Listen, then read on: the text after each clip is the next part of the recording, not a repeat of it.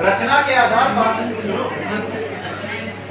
आधार पर शब्दों को 3 प्रकार से विभाजित किया जाता है। अब तक आपने जो लिखा है उसको समझ लो, एक बार में ठक से दिमाग में बिठा लेना। चीजें सही है, जब दिमाग इधर उधर होता है तो ठीक से समझ नहीं पाते हैं हम लोग, गड़बड़ होता रहता है। किसके आधार पर? रचना के आधार पर जब हम शब्दों का निर्माण करते हैं तो उसको 3 प्रकार से निर्मित करते हैं। एक होता है हमारा रूढ़ शब्द, एक होता है योग रूढ़ शब्द, और एक है हमारा यौगिक शब्द।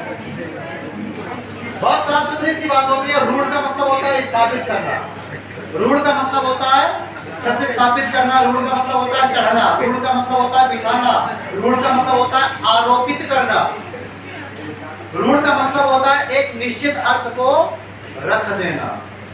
ये वो शब्द होते हैं जिनको टुकड़े नहीं किए जा सकते, जिनके अर्थ को परिवर्तित नहीं किया जा सकता, जिन पर किसी भी प्रकार का कोई प्रभाव नहीं डाला जा सकता है। जैसा शेर, चीता, सेब, केला, नींबू, ठीक है, बंदर, कुत्ता, बिल्ली, हाथी, इन शब्दों को किसी भी तरह से तोड़ा नहीं जा सकता, इनके अर्थ में परिवर्तन नहीं किया जा सकता।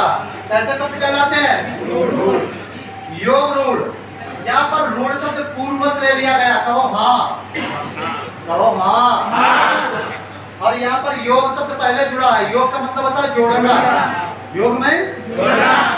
यहाँ पर खास बात यह है कि शब्द 2 होंगे, मतलब जुड़कर बनेगा, लेकिन अर्थ वही बात एक निश्चित होगा। तो ये समास रूढ़ शब्द होते हैं। कैसे शब्द होते हैं? इसमें आपको प्रायः वो उदाहरण आते हैं जो बहुव्रीहि समास में होते हैं। इसका मतलब ये होता है कि जैसे हमने कहा दशानन, तो यहाँ पर दश शब्द है, इधर आनंद शब्द है, तो 10 और आनंद मिलकर क्या बना? दशानन बना। और दशानन का मतलब क्या है? एक निश्चित अर्थ है जो है, यहाँ 10 से मतलब नहीं है, यहाँ आनंद से मतलब नहीं है, यहाँ मतलब है एक तीसरा और निश्चित अर्थ है। निश्चित अर्थ है, अर्थ यहाँ पर भी निश्चित है, लेकिन यहाँ के शब्द को तोड़ नहीं सकते थे, यहाँ के शब्द को हम तोड़ सकते हैं, बस इतना अंतर है।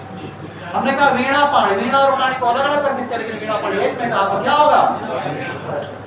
दिमाग में बात बैठ रही है, कोई दिक्कत नहीं है।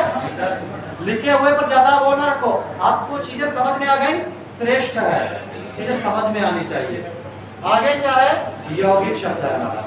यौगिक का मतलब योग धन इक, योग करके एक कर देना, योग करना और एक करना, उसका भाव अर्थ एक लेना, लेकिन तात्पर्य पुराना ही रहेगा। अगर यहाँ पर कहा जाता है रसोई घर, तो हमने एक तरफ लिखा रसोई और एक तरफ लिखा हमने घर। रसोई का मतलब जहाँ भोजन पकाया जाता है और घर का मतलब जहाँ रहा जाता है।